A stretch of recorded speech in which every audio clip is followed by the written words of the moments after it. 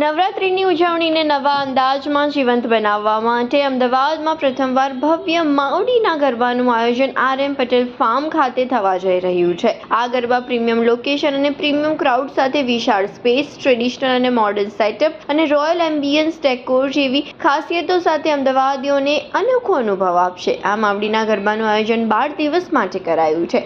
20 અને 21મી સપ્ટેમ્બરે પ્રી નવરાત્રી સેલિબ્રેશન યોજાશે, જેમાં 20મી સપ્ટેમ્બરે ગુજરાતની કોયલ તરીકે જાણીતા સુપ્રસિદ્ધ સિંગર ગીતા રબારીના ગરબાના તાલે ખેલૈયાઓ ઝૂમશે. 12 દિવસ માટે આયોજિત થનાર આ નવરાત્રીનું ખાસ એનાઉન્સમેન્ટ આયોજક કરતા જયદીપ મકવાણા દ્વારા કરવામાં આવ્યું હતું અને મિત્તલ ગોરાણાએ પણ માહિતી આપી હતી. આ પ્રસંગે ગીતા રબારીની પણ વિશેષ ઉપસ્થિતિ રહી અને તેમણે મોડર્ન ટ્રેડિશનલ ગરબા સાથે આયોજિત થનાર આ નવરાત્રી અંગે વાત કરી.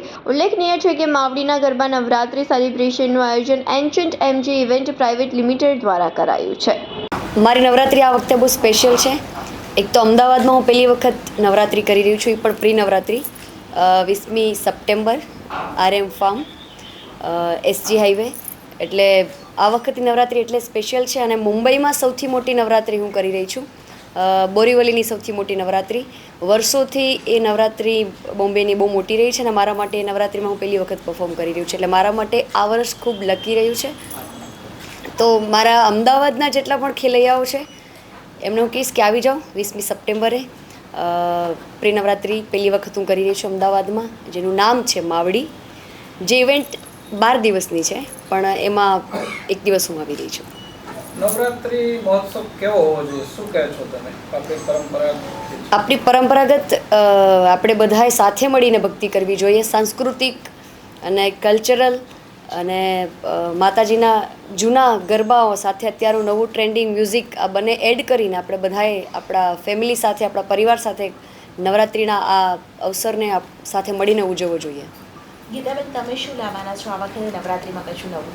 હું તો વર્ષોથી ગરબા ગાતી આવી છું અને આ વર્ષે પણ બહુ બધા માતાજીના ગરબા મેં મૂક્યા છે. સ્પેશિયલી 4-5 દિવસમાં હું એક ડાકલું મૂકી રહી છું અને ઘણા જૂના ગરબા છે જેને અમે અત્યારના ટ્રેન્ડિંગ મ્યુઝિકમાં મતલબ રિક્રિએટ કરીને મૂકી રહ્યા છે ગરબા. તો દર વર્ષે કંઈક ને કંઈક નવું હોતું હશે. તો આ વર્ષે પણ બહુ બધા ગરબાઓ આવવાના છે. ગીતાબેન, આ વખતે તમે કયા પ્રકારની ખાસ તૈયારીઓ કરી છે? પહેલીવાર અમદાવાદમાં પરફોર્મ કરો છો તો એને ધ્યાનમાં રાખી બહુ બધા ગીતો મેં નવા કર્યા છે, મ્યુઝિક ખૂબ નવું કર્યું છે અને અલગ અલગ કપડાની તૈયારીઓ કરી છે. એટલે લોકો આવશે ત્યારે એમને ખબર પડશે. બહુ બધી સરપ્રાઈઝ પણ છે બધા માટે. કપડાની તૈયારી તમે જેમ રીતે કીધું, તો ગીતાબેનનું પર્સનલ અટેર કેવું હોય છે, ખાસ કરીને જ્યારે નવરાત્રી હોય ત્યારે? કારણ કે તેને લઈને તો દરેક છોકરી બહુ જ કોન્શિયસ હોય. તો તમારું પોતાનું પર્સનલ શું વિચાર? કેમ કે નવરાત્રી જ હોય છે ત્યારે આપણને સ્ટાઇલિશ કપડાં પહેરવા મળે, નવા નવા ગરબાઓ, એકદમ હેવી ચણિયાચોળી આપણે પહેરી શકીએ. એટલે મેં બહુ જ બધી તૈયારી કરી છે. મારા જેટલા પણ મારા ડિઝાઇનરો છે એમણે ખૂબ તૈયારી કરી છે અને હું થોડી ચૂઝી છું કપડાં પહેરવામાં કે બને એટલા કલ્ચરને પ્રમોટ કરતાં હું કપડાં પહેરું છું. તો આ વખતે બહુ જ અલગ અલગ મેં કપડાંની તૈયારીઓ કરી છે. નવરાત્રી અને એમાં પણ અમદાવાદની નવરાત્રી શું વિશેષતા હોય છે, શું કહેવું છે તમારું? હું તો પહેલી વખત નવરાત્રી કરીશ અમદાવાદની. એટલે મેં સાંભળ્યું ખૂબ છે કે અમદાવાદીઓ ગરબામાં તો બહુ જ ઝૂમતા હોય છે. એટલે આ વખતે મારા અવાજમાં પહેલી વખત ઝૂમશે એ લોકો, જેમાં ગલગોટો, ટેટુડો, માતાના પગલાં, માતાના આશીર્વાદ એ આ માવડીના આ નવરાત્રિ મહોત્સવમાં તમને બધાને જોવા મળશે. તો જેટલા પણ અમદાવાદીઓ છે બધાને કહીશ કે ઓડિયો પ્લેટફોર્મ તમે બહુ બધા ગરબા સાંભળ્યા છે. આ વખતે હું લાઈવ ગાઈશ અને તમે લાઈવ રમજો. જી.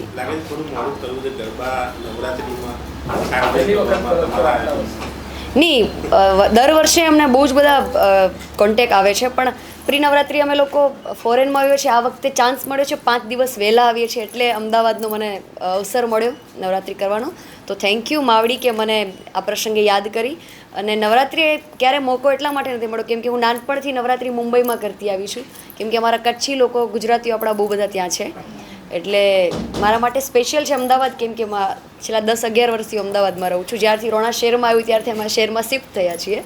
એટલે આ વખતની નવરાત્રી એટલે સ્પેશિયલ છે કેમ કે હું બધા અમદાવાદીઓ સાથે નવરાત્રી કરીશ એક દિવસ માટે. અચ્છા, મુંબઈકરો માટે શું નવું લાવ્યા છો અને શું કરવાના છો? મુંબઈકર માટે તો બહુ જ બધું નવું છે કેમ કે એ લોકો આટલા વર્ષોમાં જે મારું મ્યુઝિક સાંભળ્યું છે, મારા ગીતો સાંભળ્યા છે. ગીતો એ છે, મ્યુઝિક થોડું ચેન્જ હશે એમના માટે. યંગ ખેલૈયાઓને શું મેસેજ આપશો? કારણ કે નવરાત્રી દરમિયાન ઘણા બધા રૂમર્સ પણ ચાલતા હોય છે, ઘણી બધી ઘટનાઓ પણ બનતી હોય છે, તો એ લોકો માટે શું મેસેજ? બિલકુલ, ખેલૈયાઓને પોતાની સાવચેતી રાખવી જોઈએ. ઘણા બધા નવરાત્રિમાં ઉપવાસ કરતા હોય તો પોતાનું હેલ્થનું ધ્યાન રાખવું જોઈએ, પ્લસ પોતાની જે છોકરીઓ આવે છે એમની પોતાની સેફટીની ધ્યાન રાખવી જોઈએ. અને નવરાત્રિ પર્વ આપણે બધા મ્યુઝિક એન્જોય કરી સાથે સાથે ભક્તિ પણ છે, એટલે માતાજીનો ભાવ રાખીને પણ આપણે રમવું જોઈએ.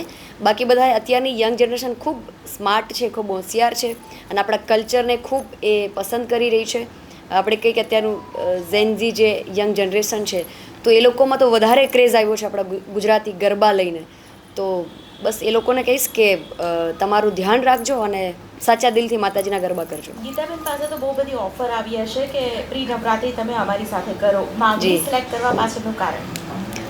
માવડીએ મને સિલેક્ટ કરી છે તો આજ મારા માટે મેન છે. બહુ બધા કલાકાર છે તો બહુ જ બધા અમને આમંત્રણ આવતો હોય કે ભાઈ અમારે ત્યાં કરો, અમારે ત્યાં કરો, પણ મને એવી ઈચ્છા છે કે એક કરું પણ સારી કરું.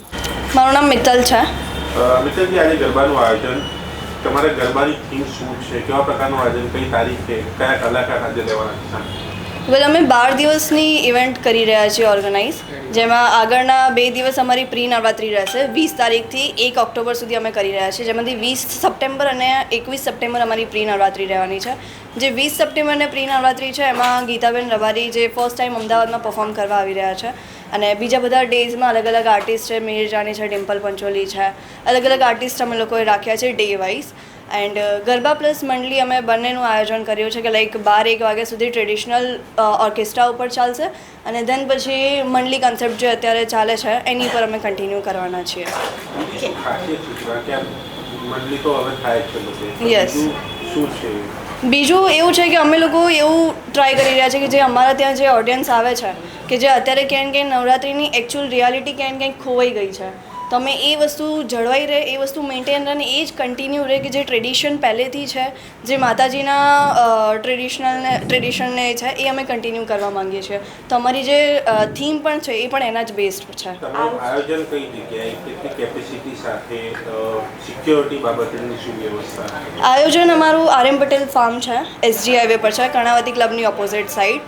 અને સેફટી વાઇઝ અમારું એવું છે, એવી રીતે છે લાઈક ફાયર સેફટીની અમે લોકોએ ખાસ આ વખતે ધ્યાન રાખ્યું છે. ફાયર સેફટી છે, બાઉન્સર સેફટી છે, CCTV કેમેરાઝ છે, પાર્કિંગ ફેસિલિટીઝ છે, એ અમે અમારી સાઈડથી એવો ફૂલ ટ્રાય કર્યો છે કે અમે અમારી સાઈડથી જેટલી બને એટલી અમે અમારી ઓડિયન્સને ફૂલ ફેસિલિટી આપી શકીએ.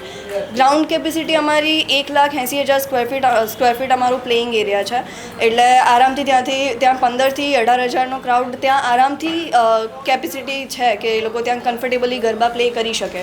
બટ સ્ટીલ અમારું એક્સપેક્ટેશન છે કે અમે 9 to 10K થી વધારે અમે નથી આ વખતે કન્સિડર કરવાના. અચ્છા, એ સિવાય ખાસ કરીને ઇન્સ્યોરન્સ લીધો હશે તો તે કેટલાનો લીધેલો છે? ઇન્સ્યોરન્સનું એવું છે કે જે જેટલું અમાઉન્ટનું લેટ્સ સે ક્રાઉડને ક્રાઉડ સિક્યુરિટી પર્પઝ વાઇઝ અને જે ઇવેન્ટ ઇન્સ્યોરન્સ છે અમે એ પ્રમાણે એવું લીધેલું છે.